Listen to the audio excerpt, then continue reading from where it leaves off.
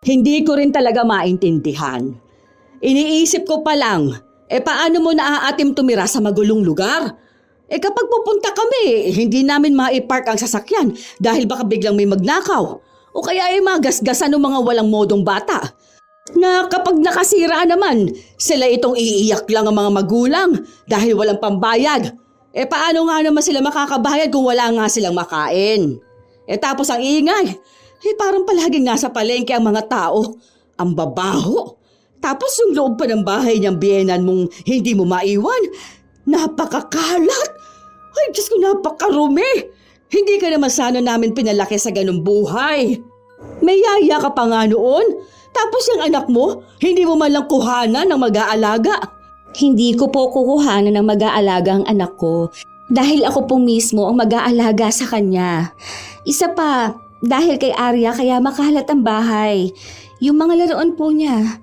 At wala rin naman pong problema doon kasi kapag tulog naman na ang anak ko, nililigpit ko naman po. Yung mga sulat sa pader, kagagawan din po yun ni Arya. May bata sa bahay, ma. Siguro naman alam mong normal na magulo ang mga gamit. Hindi rin kami pwedeng basta maglagay ng kung ano-ano na pwede niyang maabot. Hindi yun dahil sa mahirap sila. O sa palagi ninyong sinasabi na walang pinag-aralan. Saka huwag niyo na pong idama yung mga tao na wala namang kinalaman sa atin. Mabait po si Mama Vanji. Ayoko rin lumaki ang anak ko na spoiled.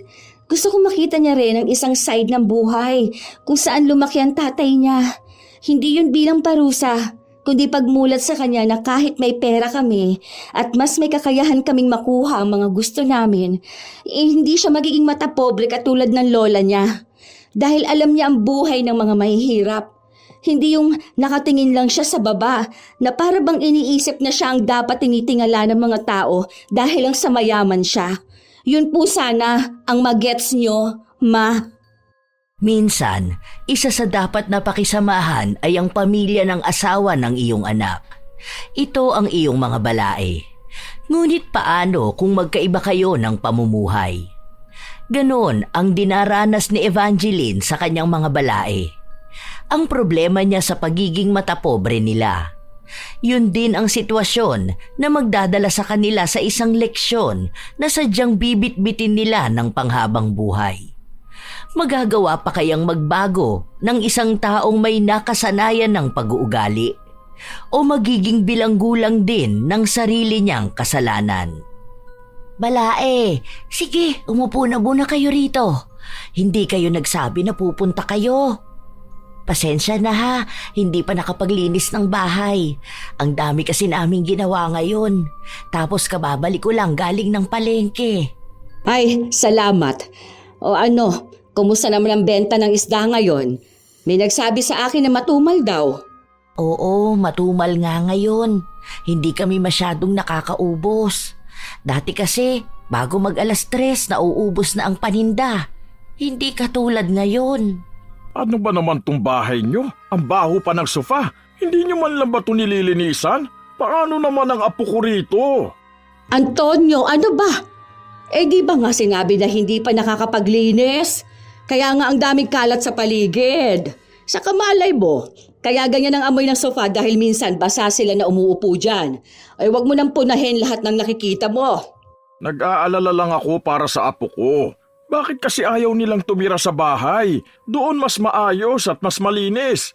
Dito pagpasok ko pa lang amoy ko na ang malansang paligid eh. Baka magkasakit naman ang bata. Hindi balae. Kasi ano yan, natapunan yan nung kinakain ni Arya kanina. Hindi pala agad nila nalinis. Sus, para namang amoy pawis na hindi ko maintindihan.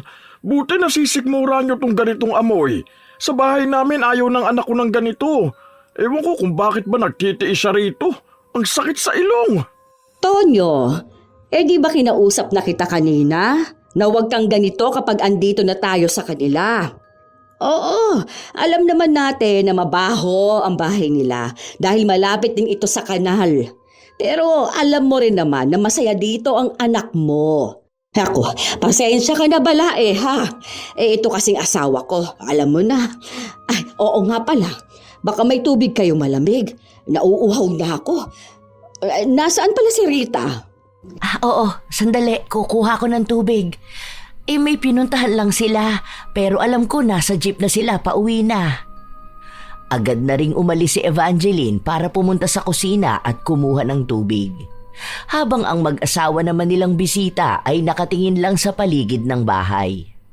Baka sa mukha nila ang pangmamata sa itsura ng bahay ng kanilang balae. Doon kasi nakatira ang kanilang anak. Ilang beses na nilang kinausap si Rita na bumukod na lang sila ng bahay o kaya ay sa kanila na lang manirahan. Pero mismong anak nila ang nagsasabi na gusto nila sa poder ni Evangeline. Kaya sa tuwing dadalaw sila sa kanilang apo, nakikituloy din sila sa maliit na bahay ng kanilang balay. Tingnan mo nga yan. Bakit naman nakakalat pati ang mga damit ng apo ko? Tapos pati ang pader nila, ang daming mga sulat. Hindi ko kayang tumagal dito. Nakikita ko pa lang ang itsura ng bahay, nangangatin na ako. Ay, isipin mo pa ha. Tuwing uuwi siya galing ng palengke, amoy malansa siya. Ay, hindi ko maisip kung anong buhay ng anak natin dito. Bakit kasi ang tigas ng ulo nitong si Rita? Ilang beses na kasing pinagsabihan. Pwede naman silang bumukod ng bahay. Ikaw rin kasi may kasalanan eh. Una pa lang sinabi ko na sa'yo na ayoko dyan kay Jonathan. Ikaw tong konsentidor na ina, ayan tuloy. Mahirap ang napangasawa ng anak natin. Mabait naman si Jonathan. Magalang pa. Maganda rin naman ang trabaho niya. Kaya alam ko talaga na kaya niyang buhayin ang anak natin. Sa totoo lang, kaya naman talaga niyang bumili ng bahay nila. Baka kamo may umaawat sa kanya. Pinipigilan siguro ng ina. Natigilan na lang si Sally sa kanyang sinasabi matapos niyang makita ang kanyang balae na lumalabas ng kusina, bitbit ang isang pitsil at 2 baso. Inilapag ito sa maliit na lamesa matapos hawiin ang laruan ng bata na nakapatong doon. Ay, ito na ba yon, balae? Mahilig kayong gumamit ng plastic na baso, ano? Hirap pa namang hugasan ng ganito. Sa amin kasi, wala kaming gamit na plastic. Tulad ng baso, plato, kahit nga pitsil namin. Lahat pa puro imported.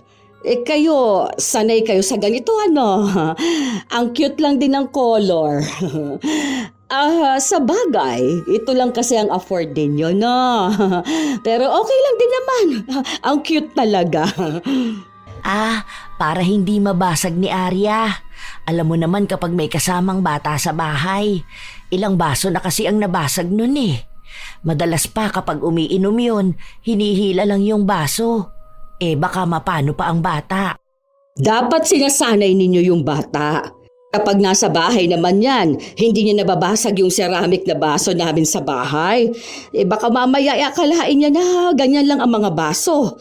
Gusto mo bang bigyan kita? Marami kami sa bahay. Sa susunod, kapag pumunta sila sa bahay, padadala ko ang mga gamit. Dami doon, mga galing ibang bansa pa. Para sana masanay rin si Arya na maging elegante ba? Kasi hindi ba? Alam mo naman na ayaw naming nagmumukhang, alam mo na, squammy yung bata. Hindi naman sa pag-aano ha, pero sana gets mo. Basta ayaw naming matulad sa buhay niyo ang apo namin. Baka mamaya kapag lumaki yan, maging ugaling kanal. Ano ba, Tonyo? Huwag kang ang ganyan magsalita. Kinakausap ko nga ng maayos, hindi ba? Ikaw kamo. Ikaw naman, pinagdidiinan mo ugaling kanal sila. Hindi na nakapagsalita pa si Evangeline matapos na dumating si Rita kasama ang bata. Dahil doon, nabaling na lang ang atensyon nila kay Arya. Pero isa na naman sa kanilang napuna ay ang ayos ng bata. Hindi natuwa ang mag-asawa matapos na makitang hindi ganun kalinis ang apo. Pero ang sabi lang ni Rita, naglaro kasi ang anak niya. Pero paliliguan naman niya yun. Pinagalitan naman siya dahil dito. Sinabi sa kanya na huwag niyang hahayaan ang kanyang anak na maglaro sa kalsada dahil baka makakuha ng kung ano-anong sakit. Lalo na't marumi ang kanilang paligid. Maging maselan daw sa bata at huwag igaya sa mga batang gusgusin na nasa labas. O ano, hindi pa rin ba kayo nakakapagdesisyon kung kailan kayo lilipat sa bahay? Lumalaki ng anak mo. Baka naman gusto mo magkaroon ng mas magandang environment. Ma, ilang beses ko na bang sinabi na hindi nga kami lilipat ng bahay? Okay naman kami rito ha. Si Mama Vanji lang naman din ang kasama namin dito. Saka para namang sinabi mo na hindi ko na pagtutuunan ng pansin ng anak ko. Ang sinasabi lang naman ng mama mo ay yung klase ng pamumuhay na kalalakihan ng bata. Gusto mo ba yung ganyan na magulo at maingay? Kahit na anong pagtatanggol mo sa pamilya ng asawa mo, kitang-kita namin ang buhay nila. Pa, 5 years na kaming kasal ni Jonathan. Hanggang ngayon ba hindi niyo pa rin tanggap? Tinatanggap na nga namin. Ang hindi namin tanggap ay yung pinagsisiksikan niyo ang pamilya niyo rito. Bakit hindi ba kaya niyang si Evangelina tumira sa bahay na mag-isa? Mukha naman malakas pa siya dahil nagbebenta pa naman siya ng isda sa palengke. Magtatalo-talo na naman tayo rito. Basta yun na po ang desisyon namin. Saka, nagbabalak din naman kami ni Jonathan na magkaroon ng sarili naming bahay. Pero sa ngayon, mas iniisip namin na iipunin na lang muna namin. Malapit na rin kasi mag-aral si Arya. O saan nyo naman balak pag-aralin ng bata? Huwag ninyong sabihin na sa public school lang. School pa rin yun, Ma. Hindi public school lang. Napangiwi na lang ang labi ni Sally matapos yung sabihin ng kanyang anak.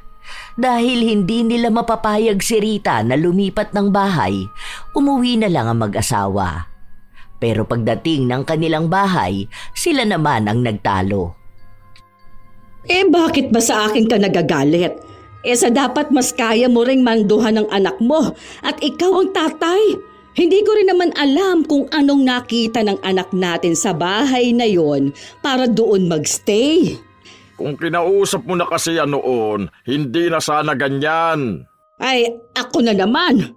Baka kamo kung ano-anong sinasabi ng Evangeline sa anak natin, ha? Akong naaawa sa apo natin Ano ba naman yung nakatira siya sa barong-barong na bahay? Mukhang kulungan ng aso. Ang kalat, ang baho, ang gulo-gulo. Tapos si Rita nahawa na rin sa kanila. Parang lumaki na rin sa kahirapan. Katulad na dun sa mga kapitbahay nilang pobre. Ikaw ang kumausap sa anak mo. Hindi pwedeng sa public school mag-aaral yung apo ko. Naku, sinasabi ko sa'yo, walang matututunan yan doon. Baka maging basagulero lang ang bata. Alam mo naman mga nag-aaral sa public school. Si Evangeline na lang ang kakausapin ko. Mukhang doon lang nakikinig si Rita. Sa paglipas ng mga araw, mas napapadalas na ang pagbisita ni Sally sa bahay ng kanyang balae. Habang ang asawa niya ay nasa kanilang bahay lang. Hindi naman ganon kayaman ang kanilang pamilya, pero kumpara sa buhay ni na Evangeline, mas nakakaangat sila. Isang beses pa, pumunta si Sally sa bahay ni na Evangeline kung saan naabutan niya itong kasama ang kanilang apo at wala si Rita. May inasikaso kasi sila ni Jonathan. Pupunta ata sila sa PSA. Kaya heto, pinakiusap muna sa akin ng bata. Come here, baby. Don't touch it. That's dirty, okay? Come to mamita. Dapat tinuturuan nyo ng English ang bata.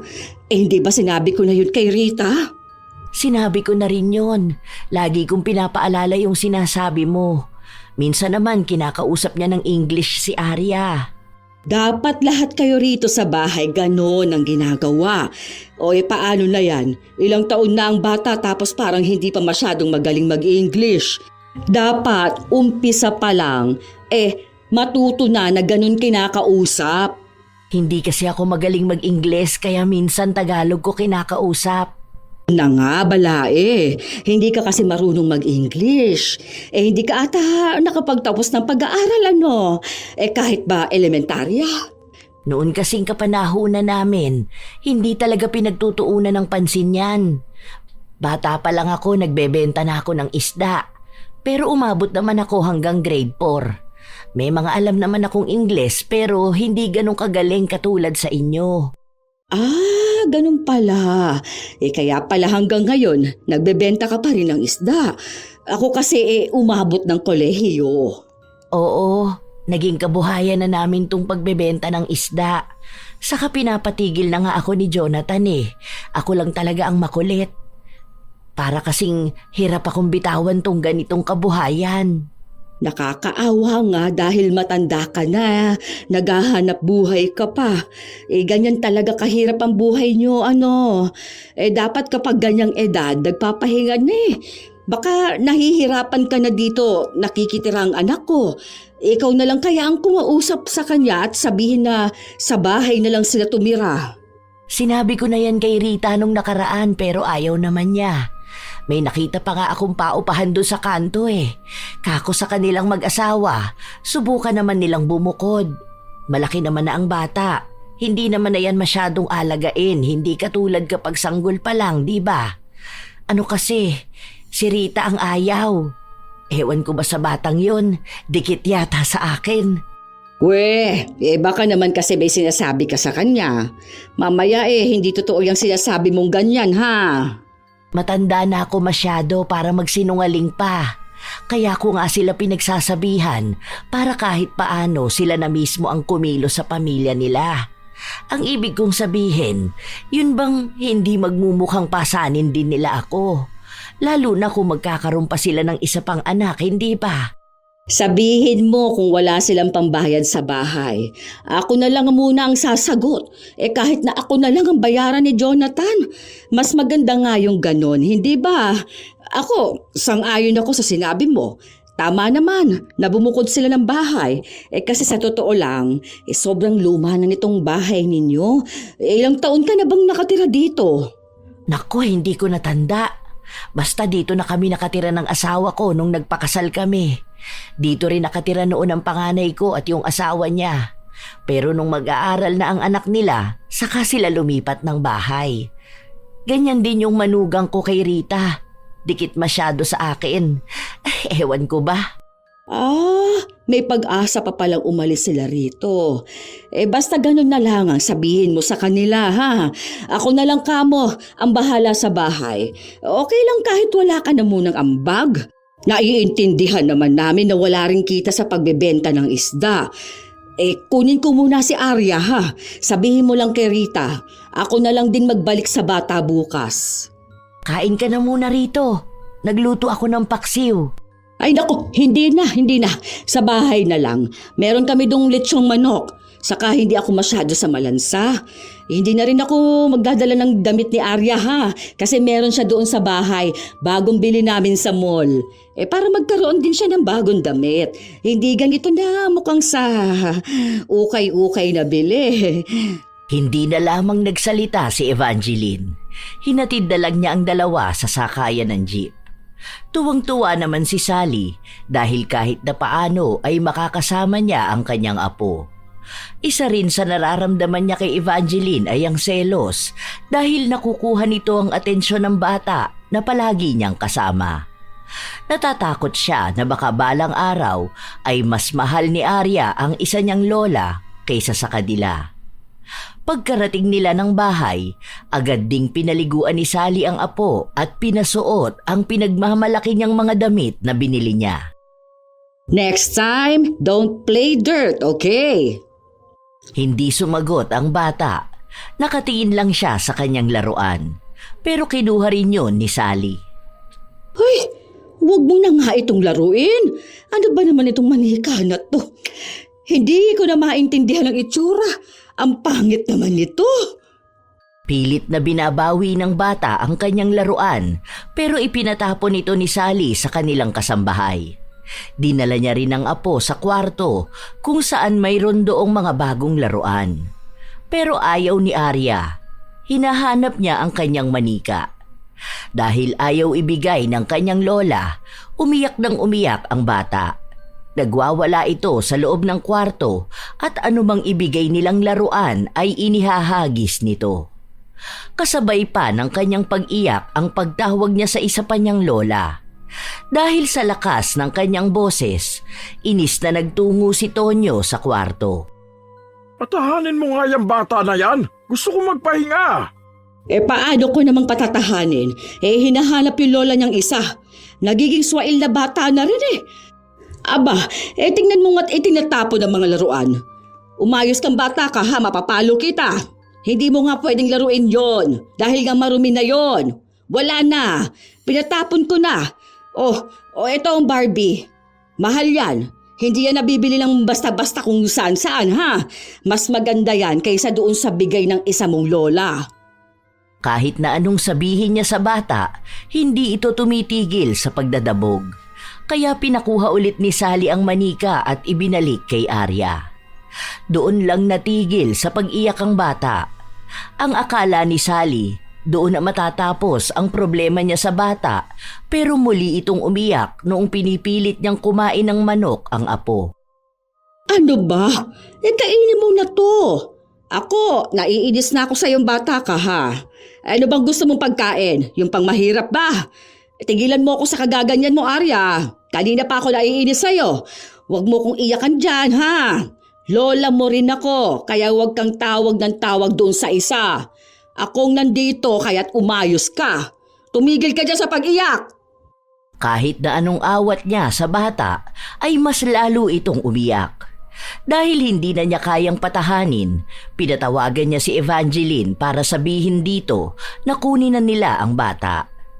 Iba ang idinahilan niya, hindi ang tunay na dahilan na hindi niya makontrol ang bata. Oo na, parating na rito yung isa mong lola, yung hampas lupa. Ito na nga bang sinasabi ko? Malaking problema ang kahaharapin namin dahil nasasanay ka na sa buhay mahirap. Hindi mo gustong pamumuhay na meron kami. Ay, nako. Kakausapin ko talaga yung si Rita. Hindi pwede na doon ka sa mahirap na pamilya titira.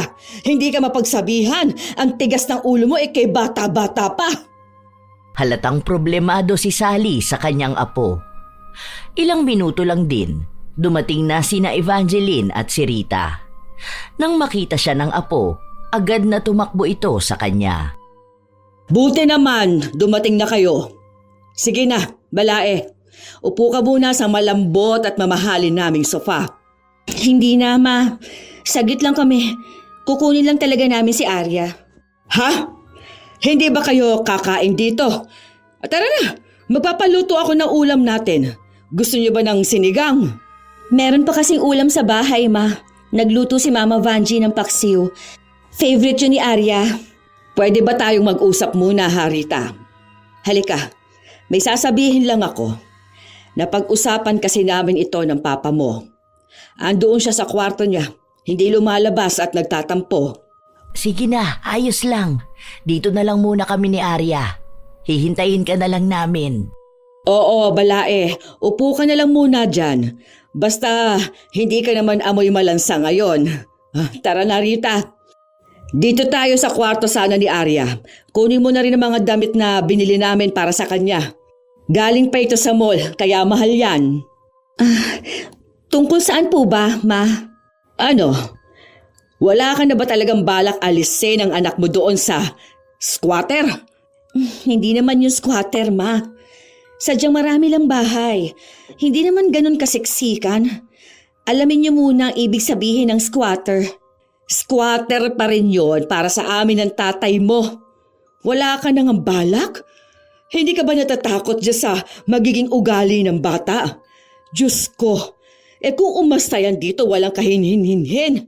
Halatang pinalaki sa lugar ng may hirap. Pinapayagan mo ba yan na makihalubilo doon sa mga pobre ninyong kapitbahay? Hindi ba ang sinabi ko, huwag mong gagawin yon? Oh, paano na lang natin isasama yan kapag may mga kids party? Baka gumawa yan ng gulo doon, gayahin yung gawain ng mga mahihirap na tao. Naaawa ako sa apo ko, ha? Ano bang gawain ng mga mahihirap na tao, ha, Ma? Hindi nyo lang talaga kilala ang apo ninyo. Kasi kahit naman sa akin, gusto nyo kayong magmando eh. Kaya si Kuya nagpunta na lang sa ibang bansa. Huwag nyo na rin namang iparinig yung mga ganyan ninyong sinasabi. Kawawa naman si Mama Vanji. Alam naman po niya na mahirap lang sila. Mas lalo niyo pang pinamumuka. Di inamin mo na rin talagang doon ka nasanay? Sa kahirapan? Para saan pala ang paghihirap namin sa'yo ng papa mo kung ganyang buhay lang rin naman pala ang gusto mo? Baka sa susunod niyan, makikita kong nangangalakal na lang kayo ng apo ko. Hindi naman kami ganyan kahirap, Ma. Sadyang iba lang talaga ang gawi dito sa bahay. May negosyo si Mama Vanji, kahit pa sabihin mong bentahan ng isda sa palengke. Kung sakali, pwede ko rin yun gawin dahil may pwesto na siya sa palengke. May trabaho rin ang asawa ko. At may ipon kami para kay Arya. Ang sinasabi ko lang po, gusto ko lang din iparana sa anak ko yung kalayaan na hindi ko naranasan. Hindi naman ibig sabihin na hinahayaan ko siyang marumihan. Pinababayaan ko na siya eh. Wala naman akong nakikitang mali sa pakikipaglaro niya sa mga kapitbahay. Mga bata lang din naman yun. Alam mo, ang gusto ko lang naman, kausapin ka na maayos, pero ganyan ka nakabastos. Nagiging asal mahirap ka na din. Ano po bang asal mahirap? Yung pinaglalaban ang gusto nila? Sa masaya po kami dun eh. Kung alam nyo lang din kung ilang beses akong sinabihan ni Mama Vanji na lumipat na lang dito o kaya ay bumukod na kami. Pero ako ang may ayaw. Bakit ayaw mo pa?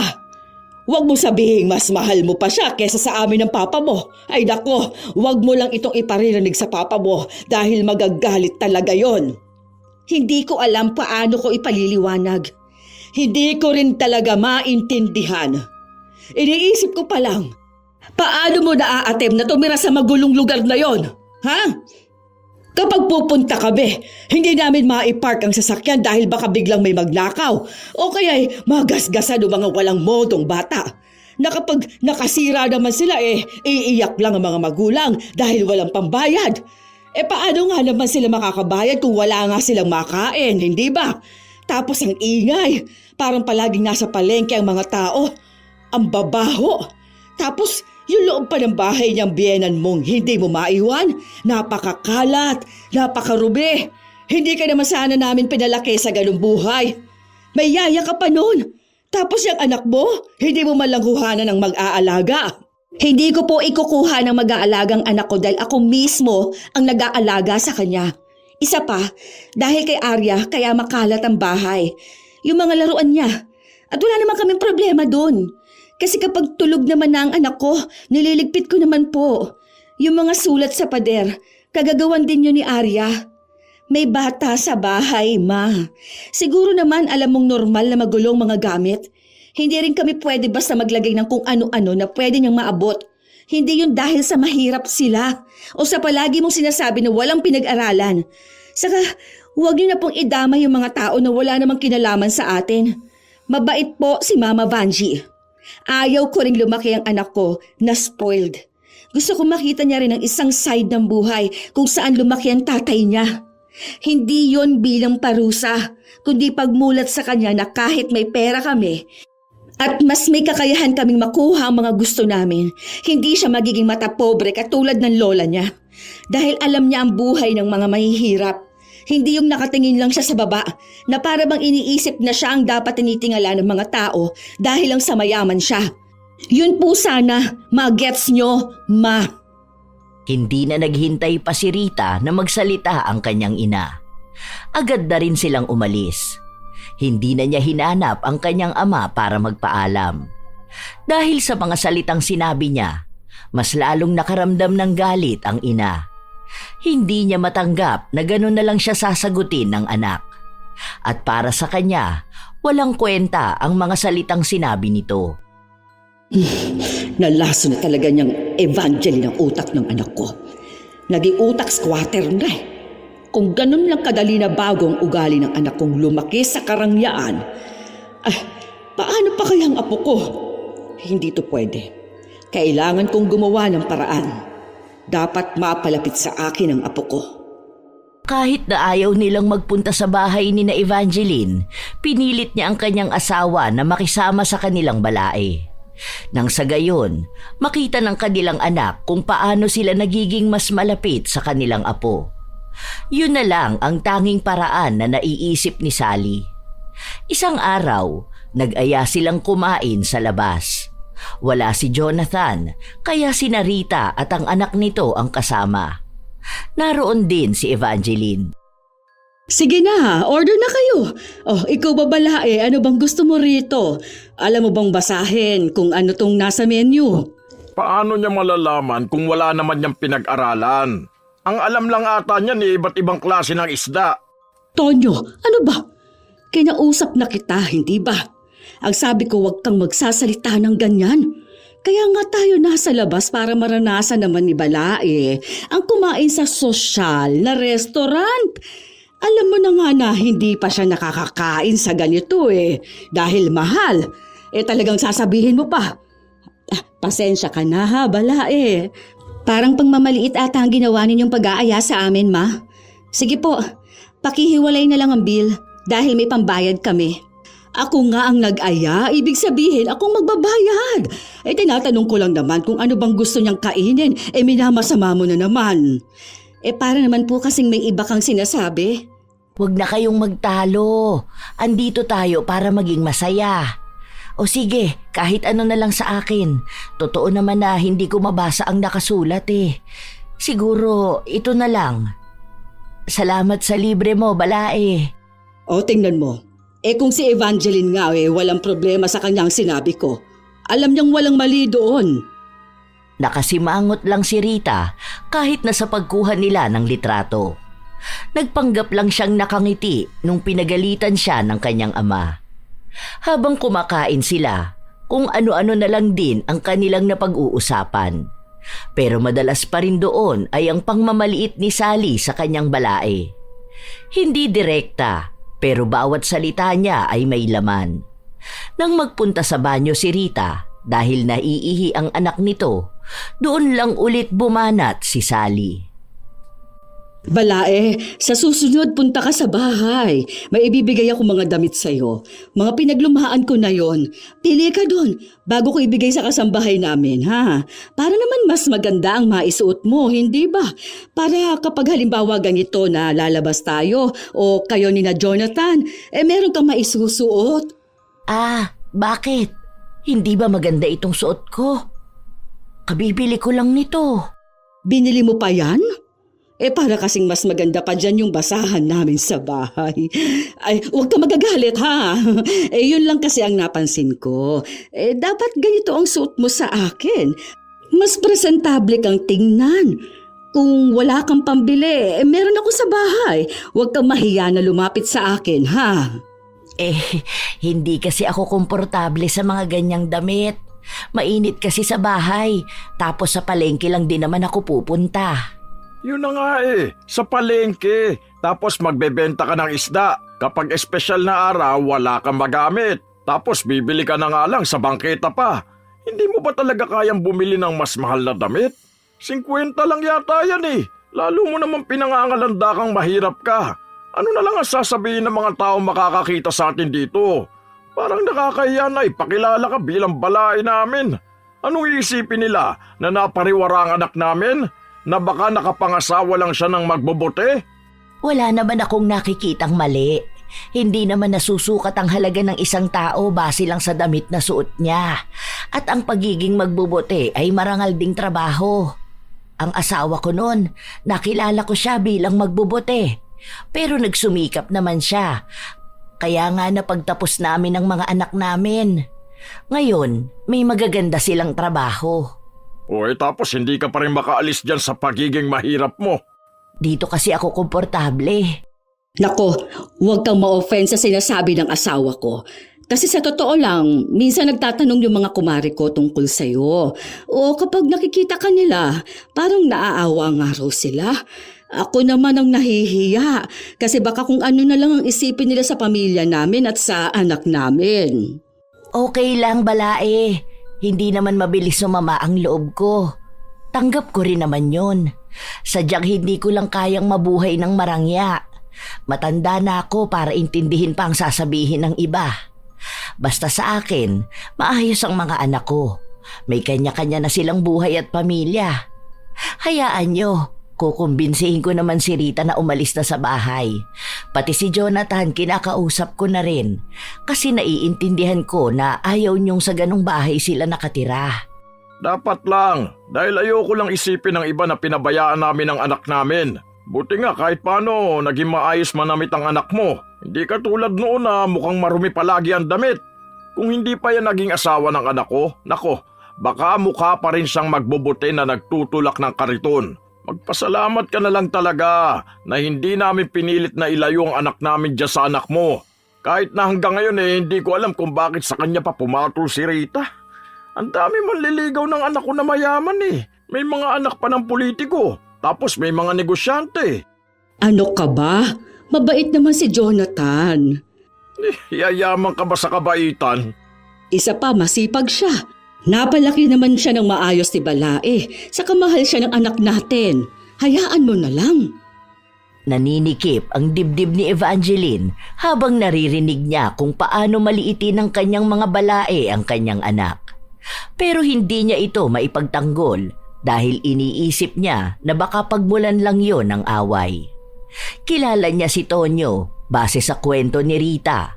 Kapag ito na raw ang nagsalita, wala na raw sa kanila ang dapat nasasagot sa kanya. Dahil kakaibang araw yun magalit. Ayaw lang ni Evangeline na magkaroon ng gulo na magiging dahilan para mahirapan din ang pagsasama ni Rita at Jonathan. Wala namang masabi si Evangeline sa kanyang manugang dahil mabait talaga si Rita. Sadyang hindi lang maiwasan na may masasabi ang mga magulang ni Rita dahil nga galing sila sa isang may kayang pamilya. Sa paglipas ng mga araw, hindi pa rin nagbabago ang desisyon ni Rita. Ayaw niya pa rin lumipat ng bahay. Kaya ang ginagawa ni Sally, madalas na lang siyang nasa bahay ng kanyang balae. Paano ba ito ginagawa? Paghahaluin ko lang ba ito? Ako na lang dyan. Kaya ko na yan, balae. Doon ka na lang muna sa sofa. Ando naman si Arya. Sure ka ba?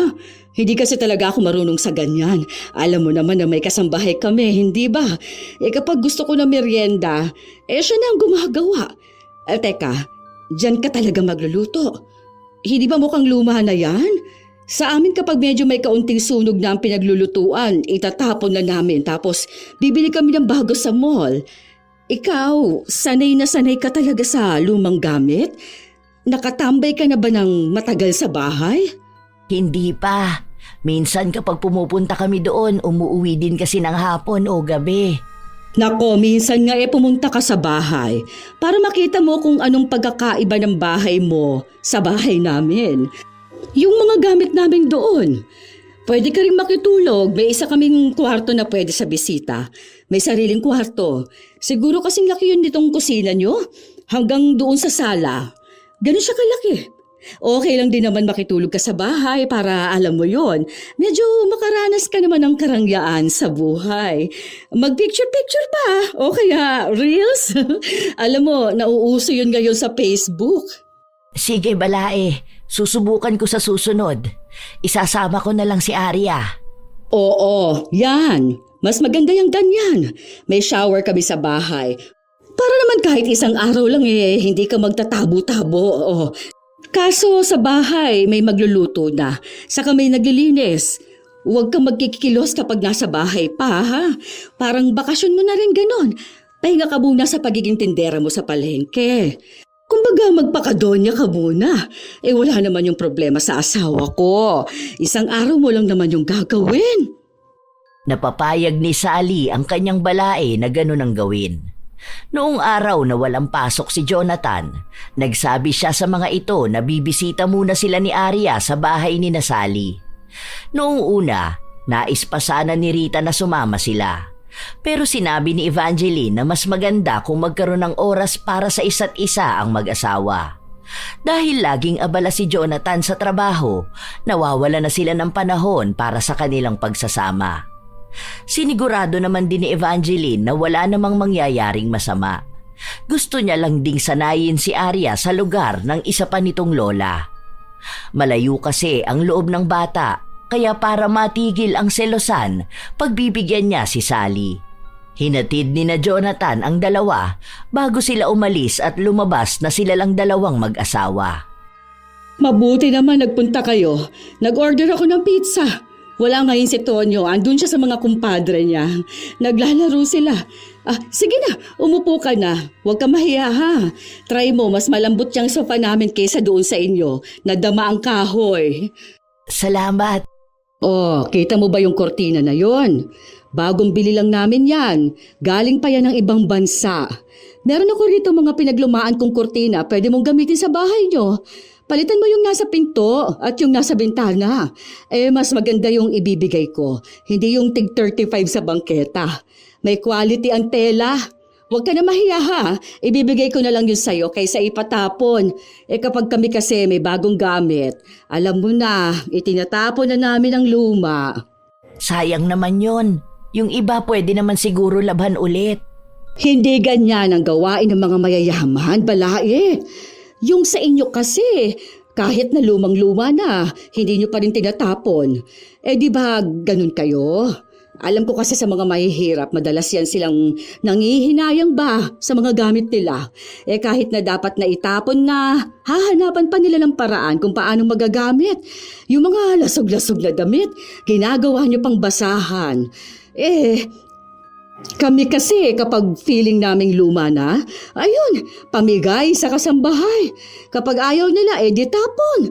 Ayaw na namin yung mga lumang gamit na pinapatagal sa bahay. Ganon nga rin ang pansin ko sa mga mayayaman. Iba-iba talaga siguro ang ugali ng tao. Kasi sa amin kahit luma, basta malinis at nagagamit pa. May halaga pa rin. Hindi kasi lahat ng bago maganda.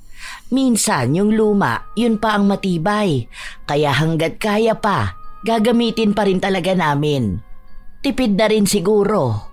Yun talaga ang pagkakaiba ng mga taong mayaman sa taong dukha. Pero ikaw, balae, dapat iba na ang gawin mo. Wala ka naman na rin pinapaaral. Tsaka wala ka na ring asawa. Bakit hindi ka nalang lumipat ng bahay? Doon sa mas maganda. Total sunod ng sunod sa ang anak ko What if ikaw na lang ang lumipat? Huwag ka mag-alala. Tutulong kami ng asawa ko para sa bagong bahay nyo. Alam naman namin na hindi mo kayang bumili ng bago. Kasi nga naman, hindi mo nga mapaayos ang bahay mo ano sa tingin mo ha, balae? Ayokong umalis dun sa bahay namin. Salamat na lang sa alok mo, balae. Pero kasi, bahay na namin yun simula pa noon. Pundar namin yun ng asawa ko. Pangit man yun sa paningin nyo, pero maraming alaala doon. Lalo na noong bata pa mga anak namin. Sa hirap ng buhay namin noon, dati tagpi-tagping yero at kahoy lang yon. Pero nung nagkaroon kami ng negosyo dito sa pagbebenta ko ng isda, napaayos namin kahit na paano. Kaya yung bahay namin na yun ang saksi sa lahat ng pagsusumikap namin ng asawa ko. At yun na lang din ang alaala na meron ako sa pamilya ko. Alam ko naman yon. Pero ilang taon na naman nang patay ang asawa mo, hindi ba? Para naman makamove on ka na rin. Kahit saan ako lumipat ng bahay, kahit mansyon pa ang ibigay mo sa akin, hindi ko pa rin ipagpapalit ang bahay ko.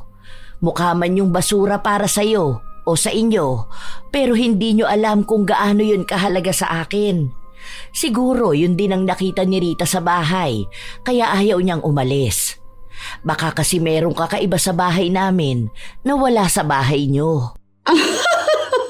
Ikaw naman pala Ano namang meron sa bahay nyo na wala sa bahay namin? Mga daga ba o mga ipis? Tingnan mo naman tong bahay namin. Hindi mainit kasi mataas ang kisame. Sa inyo ang init dahil walang kisame. Diretso bubong na. Malaki itong bahay namin.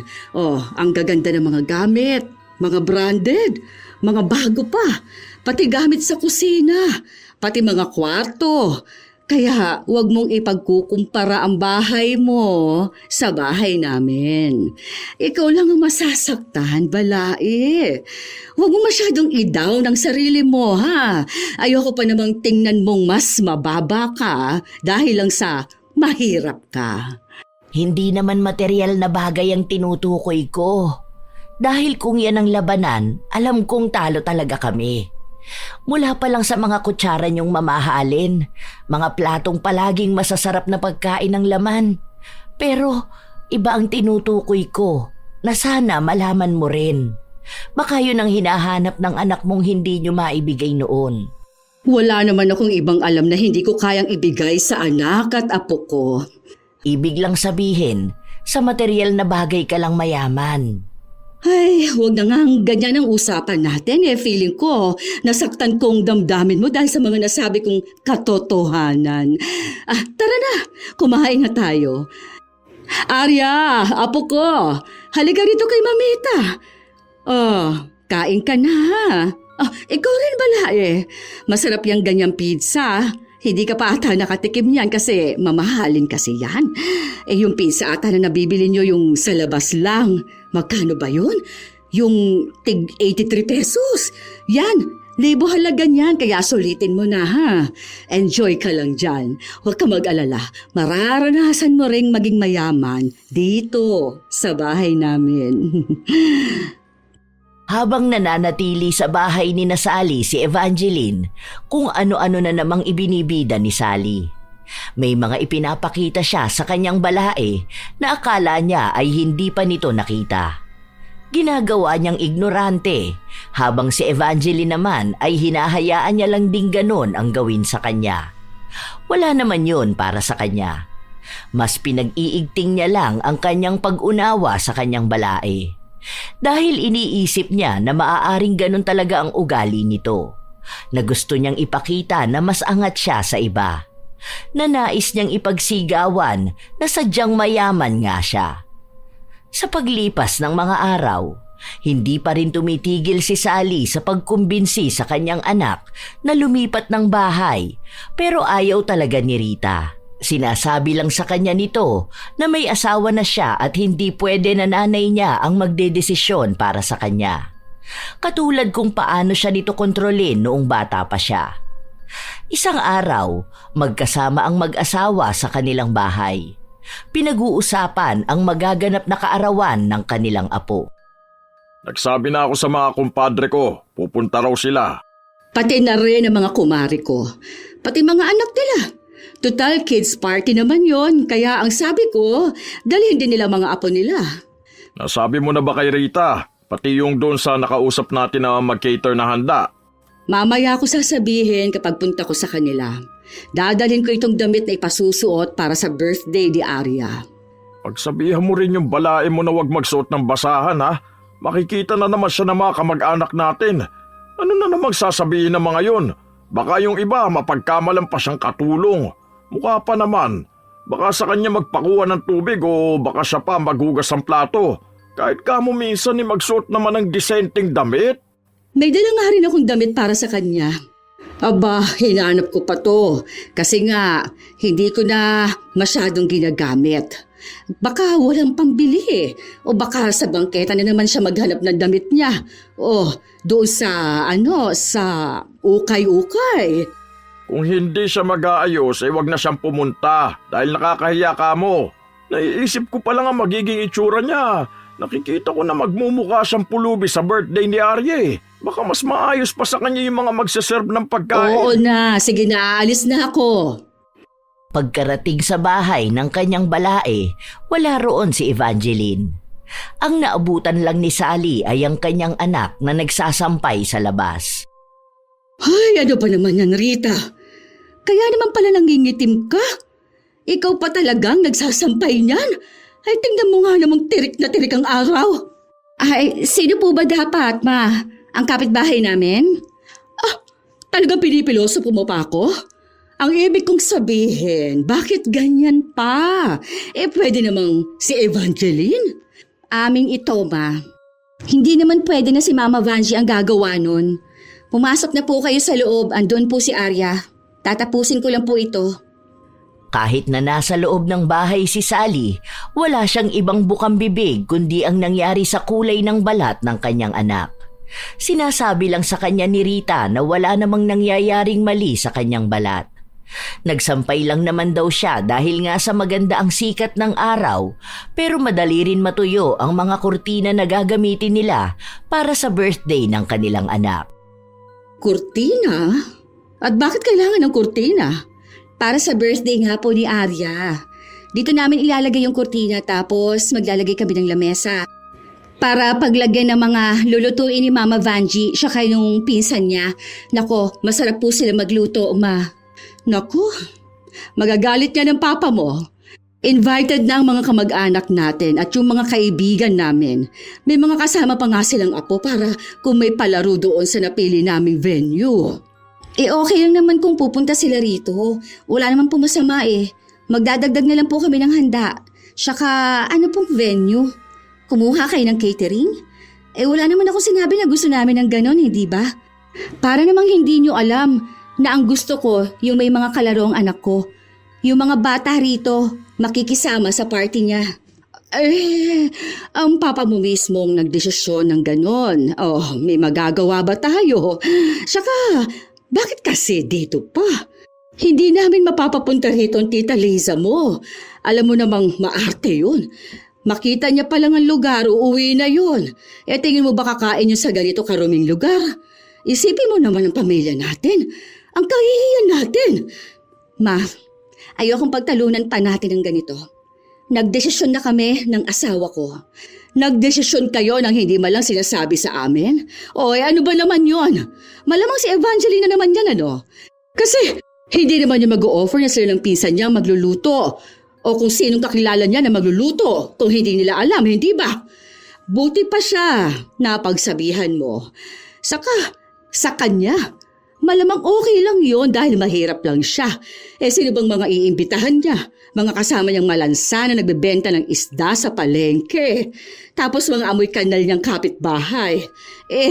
Kami ng papa mo, mga galing sa mayayaman. Mga ninang mo, mga ninang niyang anak mo. Ano ba naman yan? Hindi kayo dito maghahanda. Ma, please naman. Huwag niyo na laging tingnan ng ganyan si Mama Vanji, Buti nga hindi siya nagsusumbong sa akin o kay Jonathan eh. Ako na lang palaging humihingi na sorry sa mga ginagawa ninyo, sa mga sinasabi ninyong nagpapababa ng tingin niya sa sarili niya. Nagtitimpi na lang rin ang asawa ko na huwag kayong sagutin. Kulang na lang ipaharang niya kayo dyan sa labas para huwag na kayo makapasok dito. At ngayon sinasabi mo sa aking ipaharang niyo ako sa mga adik na tambay dyan sa labas? Opo, ako ang magsasabi sa kanila kung hindi kayo titigil. Alam naman ni Mama Vanji na mahirap lang siya. Hindi naman niya yung tinanggi Kinukwento pa niya nga sa akin minsan kung anong sakripisyo nila mag-asawa Kung paano nila nagawang maging matatag ang relasyon nila sa kabila ng hirap. Wala akong pakialam sa kwento niya, Rita. Hindi yan nakakaanteg. Ang inaano ko sa iyo, yung mga kamag-anak naman natin. Sa ayaw at sa gusto mo, doon magbe-birthday si Arya sa venue na kukunin namin. Sige po, doon kayo maghanda. Doon niyo sila pakainin. Pero ang anak ko, dito lang siya. Dito siya magse-celebrate ng birthday niya kasama mga batang sinasabi niyong amoy kanal. Gusto kong magkaroon ng magagandang alaala ang anak ko, hindi yung turo ng pagmamataas. Pumunta kung sinong kaya masikmura ang buhay ng mahirap. Pero kung matapobre lang po na gaya ninyo, doon na lang po. Ipasama doon sa hiwalay ng handaan. Huwag po rito. Kahit na anong galit ni Sally, hindi niya makumbinsi ang kanyang anak na pumayag sa plano nila ng kanyang asawa. Kahit na si Evangeline pa ang kausapin nila, sinasabi lang sa kanila na sina Rita at Jonathan pa rin ang magdedesisyon dahil anak nila ang may kaarawan. Dahil sa nangyayari, pati sina Tonyo at Sally ay nagtatalo na rin. Bakit hindi mo kayang kontrolin ang anak mo? Talagang hinayaan mo pang sa basurang lugar na yun magdiriwang ng kaarawan ng apo ko? Alam mo naman kung gaano katimawa ang mga mahihirap na tao Mamaya kapag kainan na magkagulo mga yun. Bakit sa akin ka nagagalit? Ha? Kasalanan ko ba tigas ang ulo ng anak mo? Sinabi ko na sa kanya yan na kung gaano kapatay gutom ang mga kapitbahay nila. Tapos mga gusgusing bata pang gusto niyang maging imbitado. Pero ano ba ginawa niya? Hindi naman siya nakinig sa akin. Yung balae mong amoy isda, dapat yun ang pagsabihan mo. Sinabi ko na nga sa'yo na ayaw niya rin, hindi ba? Palibhasa may lagay siguro siya makukuha. Ang kapal talaga ng mukha ng babaeng yun. Ayaw pa sigurong ipaimbita sa atin ang mga kamag-anak natin. Hindi pwedeng ganyan. Gawa mo ng paraan. Kung pwede, kahit ipabarang mo siya, gawin mo na lang. Ayokong kung gaganapin sa basurang lugar na yun ang birthday ng apo ko. Ayokong makihalubilo sa mga timawa. Ang lalagkit nilang tignan. Tapos kapag umahangin pa, naamoy ko pa yung mabaho nilang amoy. Mga amoy pawis na hindi ko maintindihan. Basta ayoko ron. Ikahihiya kong imbitahin ang mga kumpadre ko kung sa ganong klase ng lugar. Lugar na mga dukha. Walang ibang naintindihan si Sally sa sinabi ng kanyang asawa maliban na lang sa sinabi nitong ipabarang. Matagal na yung sumagi sa kanyang isip pero hindi niya ginagawa. Dahil hindi naman siya masyadong naniniwala sa ganon. Pero mukhang yun na lang talaga ang bagay na kailangan niyang subukan para lang wag matuloy ang handaan na nais ng kanyang anak. Kinabukasan, nagpunta siya sa kakilala niya. Nagtanong siya kung may kakilala ba sila na marunong sa mga barang. Ang isa niyang kaibigan ay may itinuro sa kanyang bahay.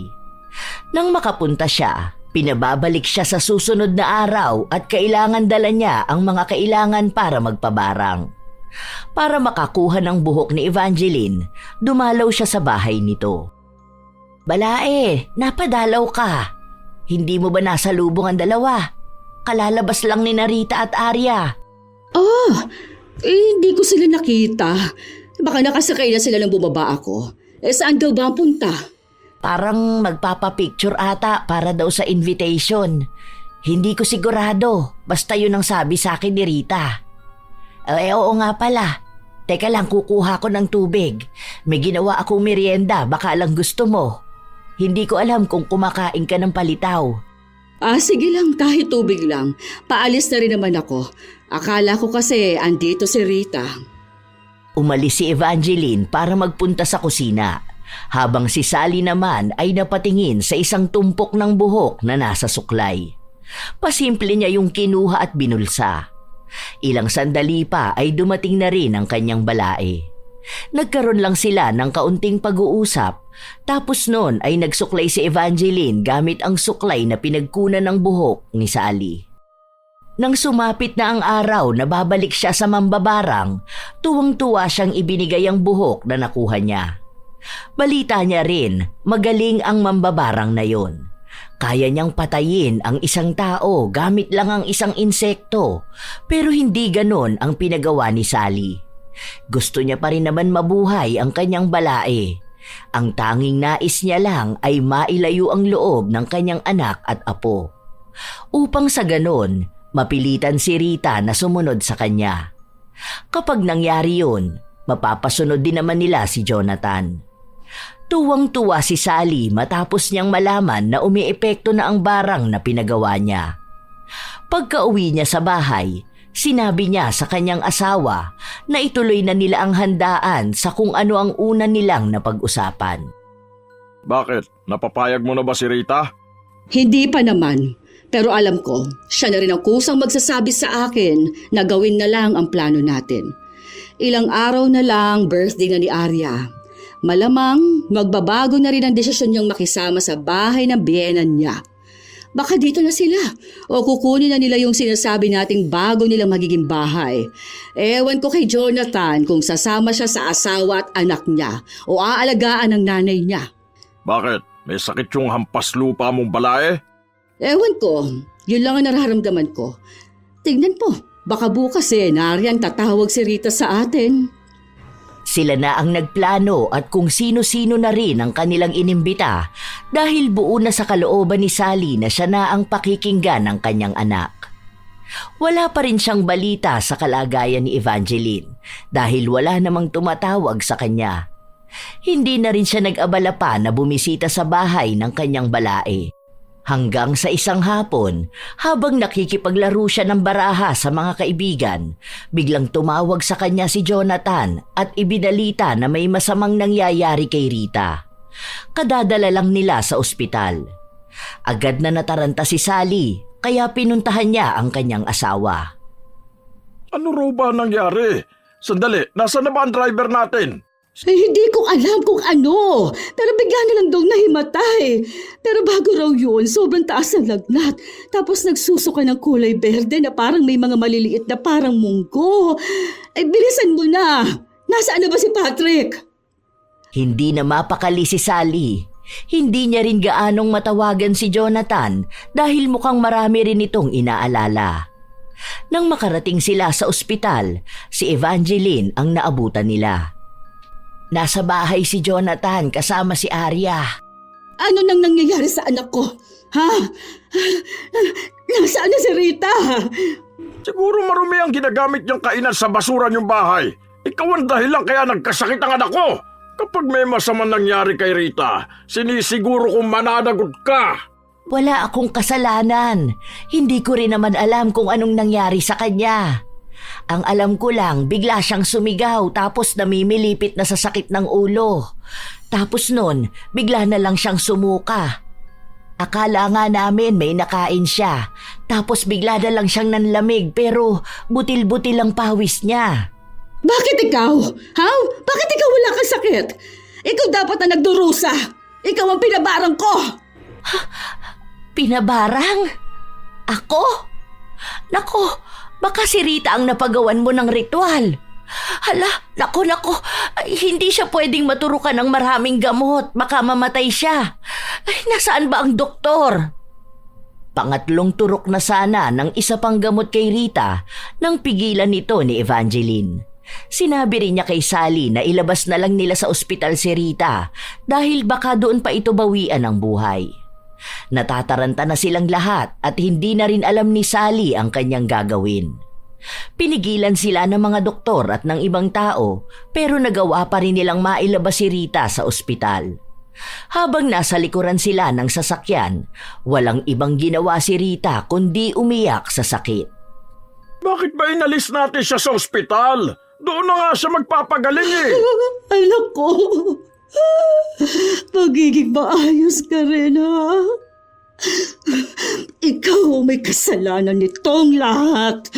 Siguraduhin mo lang na hindi mapapahamak ang anak ko matapos natin siyang alisin sa ospital. Kung totoo na siya ang napabarang mo, hindi siya gagaling sa ospital. Alam mo ba ang ginagawa mo? Ikaw mismo ang nagpahamak sa anak mo. Hindi biro ang pagpapabarang. Ikaw pa mismo ang papatay sa sarili mong anak. Ang sakit! Hindi ko alam kung saan yung masakit. Parang hinihiwang tiyan ko, pati laman ko, pati ulo ko. Ang sakit! Matapos yung sabihin ni Rita ay nasuka siya. Sunod-sunod yun, walang tigil. Kaya nanghihina siya, nauubo at naluluha. Si Sally naman ay walang tigil sa pag-iyak at pagdarasal na pagalingin ang kanyang anak. Panay siya hingi ng tawad sa Diyos pero patuloy pa rin namang sinisisi si Evangeline sa nangyayari kay Rita. Nang makauwi sila sa bahay, nagtaka si Jonathan kaya ipinaliwanag sa kanya ang nangyayari. Naniniwala si Jonathan sa barang dahil noong bata siya, ang kanyang lola ay may kakayahang lumaban sa mambabarang. Nagbigay pa nga ito ng proteksyon sa ina. Iyon ang dahilan kung bakit hindi tinabla ng ritual si Evangeline. Nung una ay ayaw pang aminin ni Sally na totoo ang sinabi niyang nagpabarang siya para kay Evangeline. Pero dahil nanganganib na ang buhay ng anak, inamin niya ang kanyang ginawa. Halo ang buhok na nakuha niya sa suklay. At dahil si Evangeline lang ang may proteksyon, lahat ng bigat ng barang ay napunta kay Rita. Anong gagawin ko? Hindi ko kayang nahihirapan ang anak ko. Total, sa'yo naman dapat mapunta ang barang. Ikaw na ang gumawa ng paraan kung paano mo mapapagalingan ako. Kung hindi dahil sa'yo, wala kaming ganitong problema. Dahil dyan sa pagiging hampas lupa mo. Huwag siyang sisihin mo. Ako may kasalanan dito. Tayo. Ikaw ang nagsabi dito. Bigla naman akong gumawa ng hakbang. Tapos ngayon, anak na natin ang nagdurusa. Oh, sorry, Jonathan. Sorry. Sorry, Evangeline. Sorry, anak ko.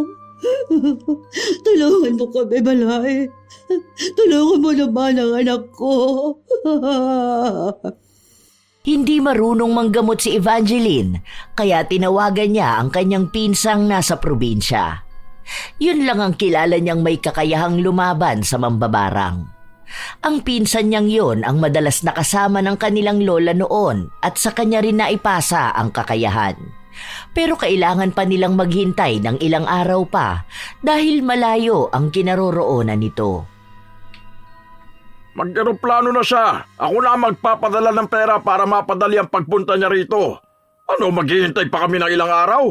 Papanoorin ba namin ang anak namin na nahihirapan?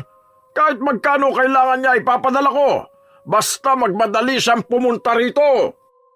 Handang ilabas ni Tonyo ang lahat ng pera nila, wag lang magdusa ng matagal ang kanilang anak. Ang pinakamabilis na paraan para makarating ang albularyo ay kinabukasan pa ng umaga.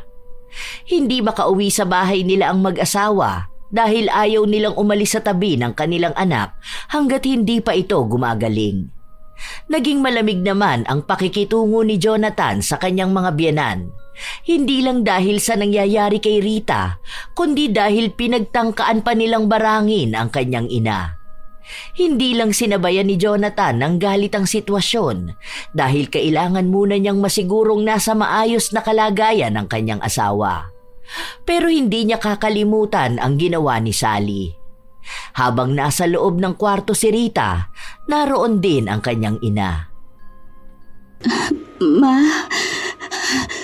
hindi ko na to kaya.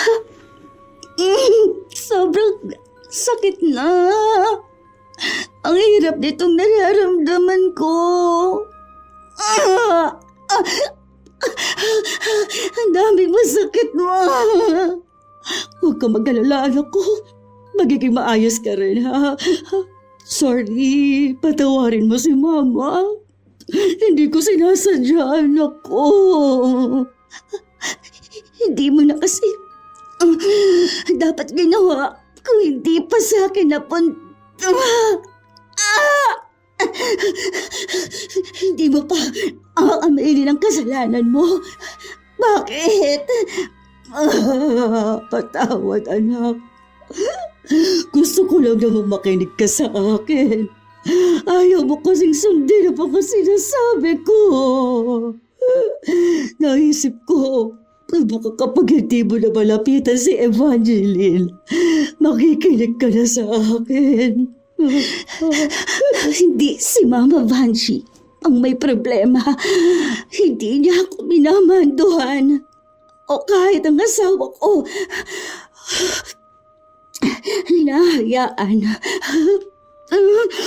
hinahayaan niya kami magdesisyon. Ilang beses na rin niyang sinabi na lumipat kami sa mas magandang bahay. Pero ako, huwag ka na masyadong magsalita, anak. Tama na. Nahihirapan ka na eh. Naiintindihan ko na. Alam ko na. Alam ko na ako talaga may mali. Ako ang nagpumilit sa inyo. Hindi lang kasi namin maintindihan ng papa mo kung bakit mas gusto mong maging mahirap. Kaya naman namin ibigay sa iyo ang lahat, anak. Dahil dito, malaya kami ng anak ko. Hindi namin kailangan sumabay sa gusto nyo na dapat palagi magpapakita ng maganda sa iba.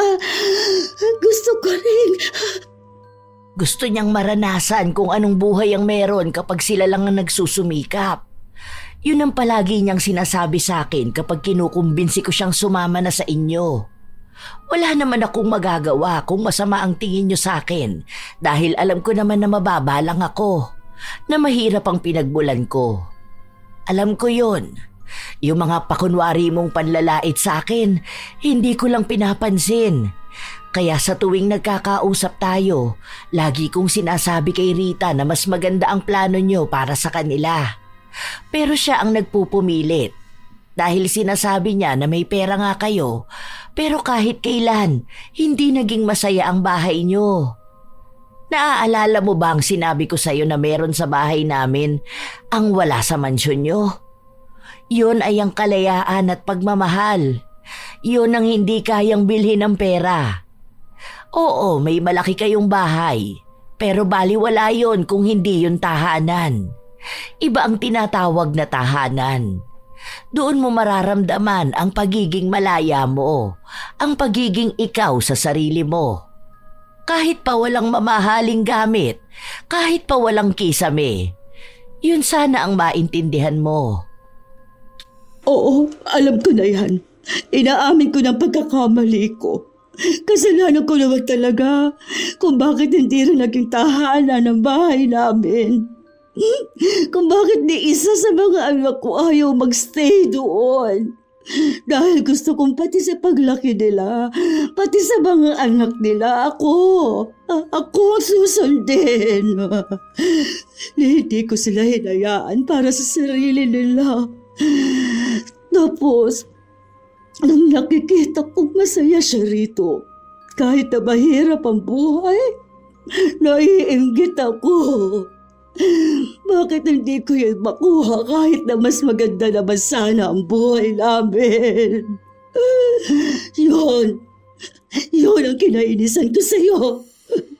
Kaya nga, ngayon, humihingi ako ng tawad. Ang laki-laki ng pagkakamali ko.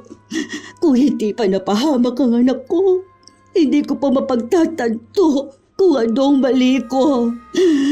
Alam ko, mahirap paniwalaan ang sinasabi ko, pero labis talagang pagsisisi ko. Baka sa mga mata ni Sally na totoo ang kanyang sinasabi. Kinabukasan, dumating ang albularyo.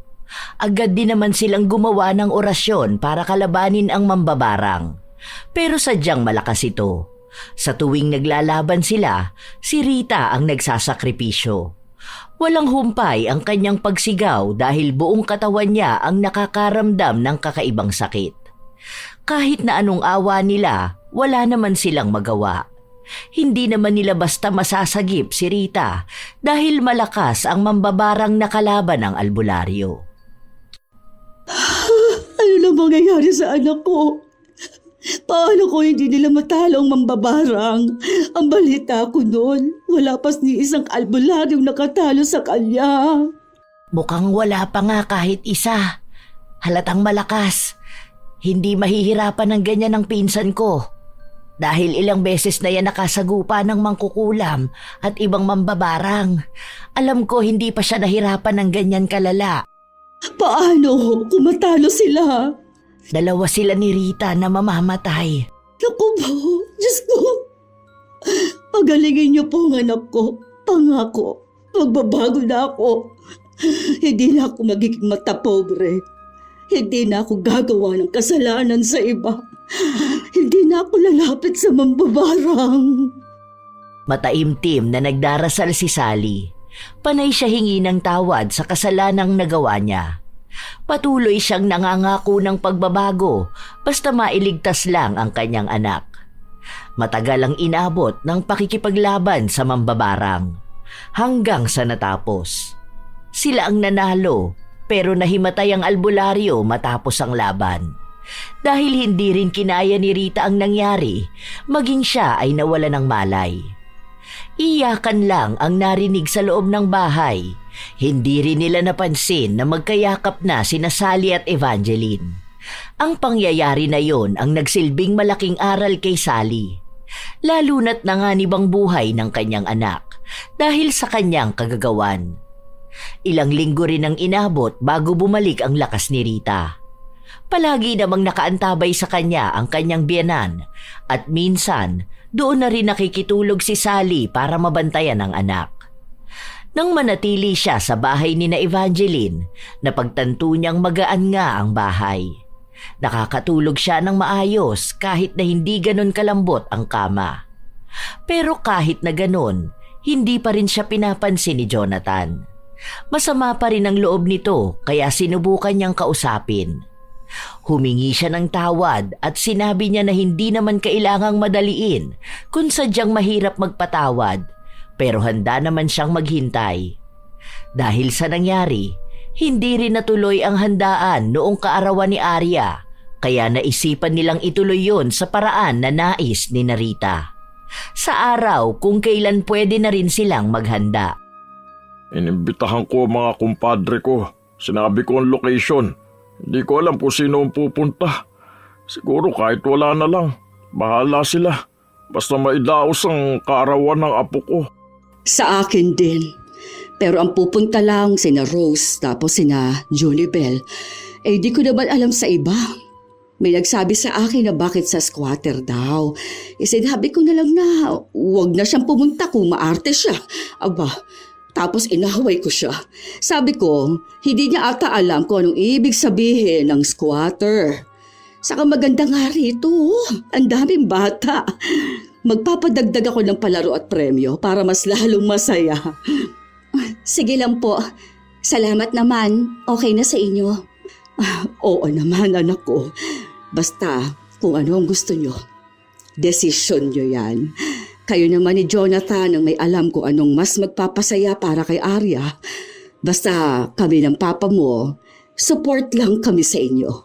Tutulong na rin dito para mas maging masaya. Natutuwa si Rita dahil sa wakas nakikitaan niya ng pagbabago ang kanyang mga magulang. Minsan lang, ang kanyang ama ay naiiwan pa rin ng pagiging maarte pero hindi naman na yun naging problema. Lalo na't marunong na itong makisama at humingi ng tawad sa kung ano man ang mali na kanyang nagawa.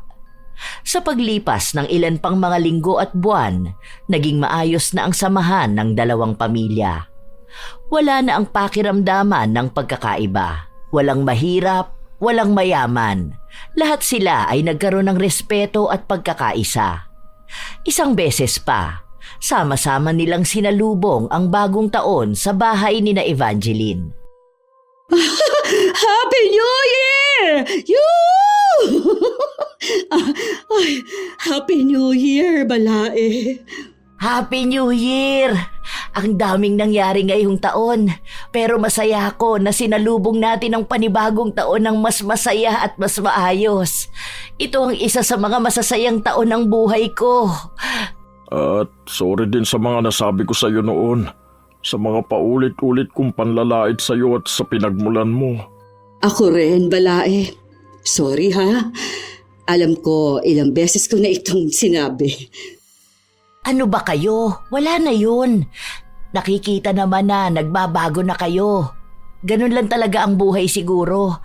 Lalo na't iba-iba talaga tayo ng paniniwala. Ang mahalaga, nagbabago tayo at natututo tayong makibagay sa ibang tao. Basta, sa bagong taon na kakaharapin natin, gusto kong mas lalo pa tayong magkakilala lahat. At sama-sama nating subaybayan ang buhay ng ating mga anak at mga apo. Nang araw din na yon, narinig ni Sally ang pagpapatawad sa kanya ni Jonathan at sinabi sa kanya na masaya siya sa naging pagbabago ng kanyang ugali. Simula noon, naging mas maayos palalo ang kanilang samahan. Taon pa ang lumipas bago nagpasya ang mag-asawa na bumukod na ng bahay. Kaya pala hindi sila umaalis dahil may palihim na silang pinapagawang bahay. Naging gabay na lang ang kanilang mga magulang, lalo na sa desisyon ng kanilang mga anak. Napapadalas na rin na nagkikita sina Sally at Evangeline na nagmukhang matalik silang magkaibigan. Minsan talaga, hindi maiiwasan na may mga taong matapobre. Minsan balae, minsan ibang tao. Yung tipo ng tao na akala nila ay kung sino sila. Dahil lang may konting yaman o magandang bahay, tumitingin na ng mababa sa iba. Nakakalimutan nilang pare-pareho lang ang bawat tao at walang permanente sa mundong ito. Ang kanilang mga pananalita ay may halong panlalait. Ang bawat kilos may ipinapakitang pagyayabang. Pero ang hindi nila alam, doon palang lumalabas ang tunay na kahirapan. Hindi sa bulsa, kundi sa asal. Dahil kahit gaano pa karangya ang buhay mo, kung wala kang respeto sa kapwa, wala ring halaga ang lahat ng pag-aari mo. Sa mga matapobre, Lalo na sa mga nagiging balae, sana'y matutunan nilang pahalagahan ang pakikisama. Hindi kailangang ibaba ang iba para maramdaman na ikaw ay mataas. Dahil sa huli, pantay-pantay lang lahat. Maaaring iba-iba ang antas ng pamumuhay pero iisa lang ang pagkatao. Ang ganda, yaman o kapangyarihan ay lilipas pero ang kabutihan at kababaang loob, yun ang tunay na kayamanan. Tandaan na ang ganda ng ugali ay mas makinang kaysa sa ginto. Meron talagang mga balae na ganun ang pag-uugali sa mag-asawang Tonyo at Sally. Kayo ba mga apo, nakatagpo na ba kayo ng katulad nilang matapobre? Ibahagi nyo naman ang inyong sariling karanasan dahil nais kong mabasa ang inyong opinyon at kwento. Shout out sa ilan sa mga masusugid na tagapakinig ng mga istorya ni Lola Telang.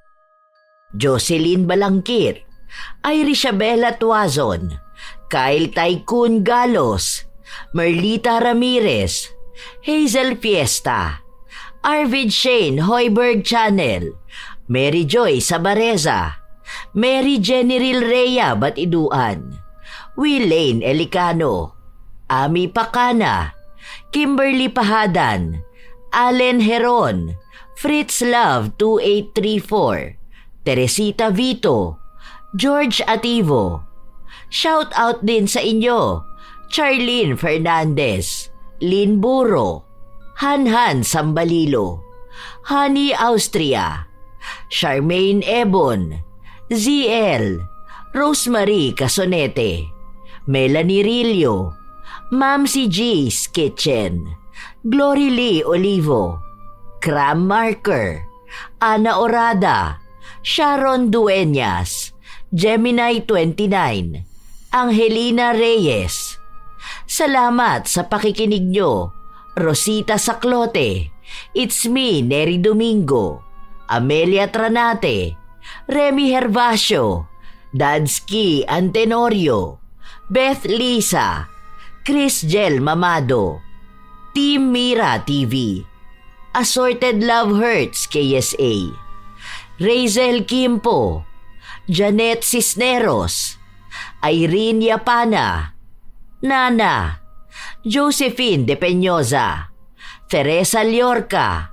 Salamat at shoutout din sa aking mga apo na walang palyang nagmamahal, sumusuporta, nakikinig at nagbibigay ng komento tungkol sa istorya. Ito ang inyong Lola Telang at maraming salamat sa palagi ninyong pakikinig mga apo.